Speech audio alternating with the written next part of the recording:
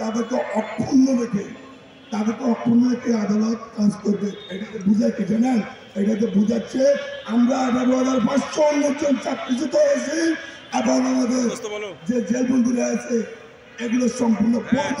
তৎকালীন যে রায় দিয়ে গেছে এই রায়কে যখন রাস্তায় নেমেছি আমরা রাস্তায় মরবো। আমরা ভাই মারা গেছে 2009 সালে, আর নতুন করে বাঁচার কোনো উপায় নেই, থেকে আমাদেরকে কোনো উপায় নেই। আমরা কিন্তু পিডিআর সৈনিক। আমি আবারও বলতেছি, আমাদেরকে এমন কোনো আচরণ দেখাবেন না যেন আমরা এসে কঠিন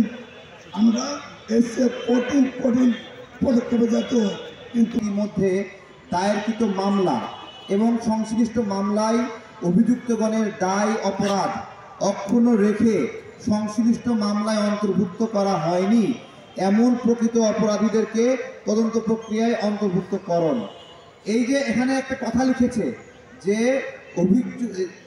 যে ইতিমধ্যে দায়েরকৃত মামলা এবং সংশ্লিষ্ট মামলায় অভিযুক্ত গণের দায় অপরাধ অক্ষুণ্ণ রেখে, এই কথার দ্বারা ওই সাহারা খাতুন যে নাটক আয়োজন করেছিল, ব্যারিস্টার তাপসরা যেই নাটক আয়োজন করেছিল, জাহাঙ্গীর কবির নানক, মির্জা আজম, শেখ হাসিনা যে নাটক আয়োজন করেছিল, সেই নাটকের পূর্ণ বাস্তবায়ন হয়েছে। আমি তো আশ্চর্য হচ্ছি যে এই সময়ে এসে এই রকমের একটি ধারা এখানে লেখার সাহস করে সে কে? আমরা জানতে যাচ্ছি সে কে। আমরা এমনও দেখেছি তদন্ত কমিটিতে গরিমিসির কারণ আমরা খুঁজে বের করেছি। এই তদন্ত কমিটিতে গরিমিসির কারণ হলো এই তদন্ত কমিটিতে এমন ব্যক্তি শেখ হাসিনার সময়ে ছিল, সে এখন গুরুত্বপূর্ণ জায়গায় দায়িত্ব পালন করছে। লজ্জা পেলে হবে না, কথা ডাইরেক্ট বলতে হবে। এখন আপনি শেখ হাসিনার আদেশ পালন করে যে তদন্ত প্রতিবেদন করে মামলা দায়ের করে যে ব্যবস্থা নিচ্ছেন, ওইটা এখনো এখানে এসে বাস্তবায়ন করবেন। আমরা তো আশ্চর্য হই আপনি ক্ষমতায় আসলেন কিভাবে। আমরা আশ্চর্য হচ্ছি কিভাবে আপনি এখানে আসলেন, আমরা আশ্চর্য হচ্ছি। এবং এই বিডিআর কথা বললে শেষ হচ্ছে না। দেখেন, এখানে আমরা তাসনুবা ম্যাডামের সাথে কথা বলেছি। উনি হলো ক্ষতিগ্রস্ত মানে শহীদ তানভীরের স্ত্রী।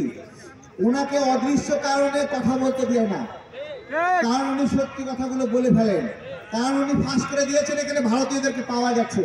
শুধু তাই না, বিডিআর সদস্যরা জেলখানা থেকে বের হইলে অনেক গোপন রহস্য বের হবে, তার জন্য এখন আমার কথা হলো হাসিনার সমস্যা যে তারা বের হলে গোপন খবর বের হবে, কিন্তু বর্তমান সেনাপ্রধান, বর্তমান স্বরাষ্ট্র প্রতিমন্ত্রী অথবা বর্তমান সরকারের প্রতিনিধিদের কি সমস্যা, কোন জায়গায় আটকে আছে যে বিডিআর সদস্যরা বের হলে এমন খবর দেবে যে তারা বিব্রত হবে?